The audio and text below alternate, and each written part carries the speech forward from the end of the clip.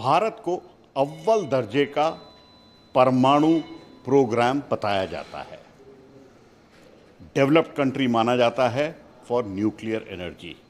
मैं इस वक्त खड़ा हूं फास्ट ब्रीडर टेस्ट रिएक्टर के कंट्रोल रूम में, जो भारत का एक अव्वल दर्जे का रिएक्टर है, टेस्ट रिएक्टर है, एक्सपेरिमेंटल रिएक्टर है।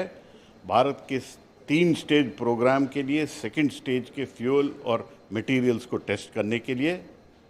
और मेरे साथ हैं यहाँ के ट्रेनिंग डायरेक्टर कोटेश्वरन साहब, जो बताएंगे इस रिएक्टर की क्या खास बात है। कोटेश्वरन साहब, ये जो रिएक्टर है फास्ट ब्रीडर टेस्ट रिएक्टर, इसकी क्या खास बात है?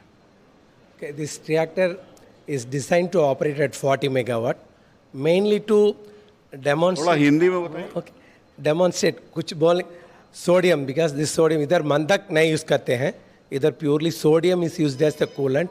सो the energy of the neutron बहुत ज़्यादा रहता है उधर।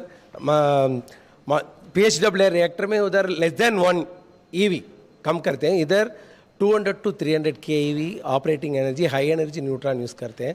इसके कारण सोडियम यूज़ करना पड़ता है। मंदक कोई भी बिल्कुल जो आप सोडियम यूज करते हैं वो कूलेंट है, coolant। वो तो है, लेकिन इसको फास्ट और ब्रीडर क्यों बोला जाता है? फास्ट इधर न्यूट्रॉन एनर्जी कम नहीं करते हैं, बिल्कुल वाट एवर फिशन में एनर्जी प्रोड्यूस करता है, same energy around 200 to 300 keV, इसको बिल्कुल कम नहीं करते हैं। दूसरा, इसके वजह से we are using whatever thoria available in India, 30 to 40% world reserve we have, उसको पूरा हमको कन्वर्ट करके यूरेनियम 233 बना सकते हैं। So that is third stage fuel.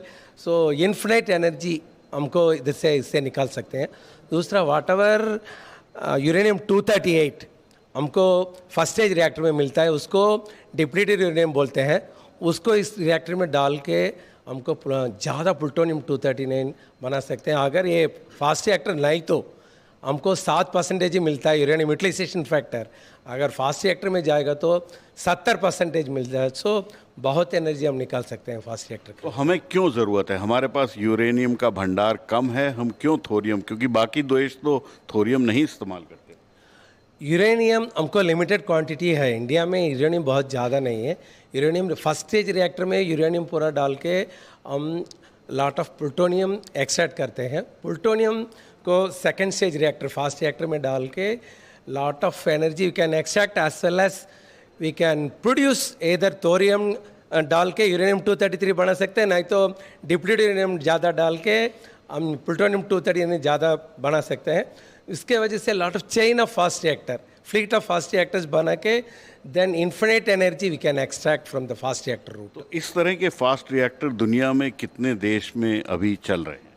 अभी रशिया में BN 600 ओन रिएक्टर चल रहा है। इंडिया में एक ही reactor, this mother of fast reactor, एक ही रिएक्टर इंडिया में चलता है। इसके एक्सपीरियंस लेके हम लोग 500 मेगावाट इलेक्ट्रिसिटी PFBR बनाया, उसके एडवांस स्टेज ऑफ माने प्रोटोटाइप फास्ट ब्रीडर रिएक्टर, जो कि हमारी सेकंड स्टेज के प्रोग्राम के लिए मेन स्टे होगा, वो रिएक्टर अभी बन रहा है, चालू नहीं हुआ है अभी। It is in advance stage of commissioning, they have charge sodium, it is within इस साल के अंदर हम बना के it will come into operation. वो तो जब आएगा तब प्रोटोटाइप फास्ट ब्रीडर रिएक्टर चालू होगा। अब इसके संग ये टेस्ट रिएक्टर करके आपने प्लूटोनियम और यूरेनियम 233 को यूज़ किया, इसके साथ कुछ हाइड्रोजन की लिंकेज की भी कोई प्लान है? इधर फास्ट रिएक्टर में स्टीम टेम्परेचर बहुत करीब 500 के आसपास है, इसको temperature high temperature steam use करके हम इधर इलेक्ट्रोलिसिस रूट में हाइड्रोजन बना सकते हैं, नहीं तो chemical process that also hydrogen can be produced and clean hydrogen can be produce, green hydrogen can be produce through the fast. माने जो एक्सपेरिमेंट है वो आगे रहेगा। अब हाइड्रोजन यूज़ होना है तो उसमें भी फास्ट ब्रीडर टेस्ट रिएक्टर कोई रोल प्ले करेगा जरूर, बिकॉज वी आर बहुत फास्ट रिएक्टर आने वाला है, उससे बहुत ज़्यादा हाई टेम्परेचर स्टीम बना के उसके अनुसार हाइड्रोजन भी यूज़ करते हैं। So it is a clean energy we can produce from fast reactor route. तो न्यूक्लियर एनर्जी जो है वो कितना कार्बन डाइऑक्साइड रिलीज करती है? Is it carbon free? क्या फ़ायदा है? कुछ क्लाइमेट चेंज के टाइम पे क्या न्यूक्लियर एनर्जी भारत के लिए फ़ायदेमंद है नेट ज़ीरो में? Here it is a green energy concept. Any nuclear reactor, it is a green energy.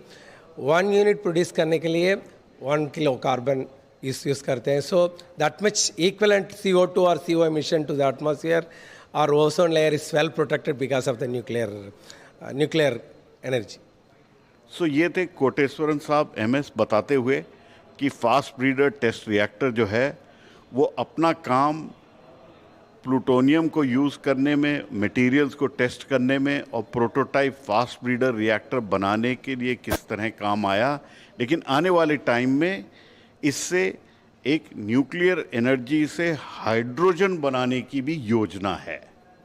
तो ग्रीनर देन ग्रीन हाइड्रोजन की जो बात की जा रही है वो भी कहीं ना कहीं फास्ट ब्रीडर टेस्ट रिएक्टर से आएगी.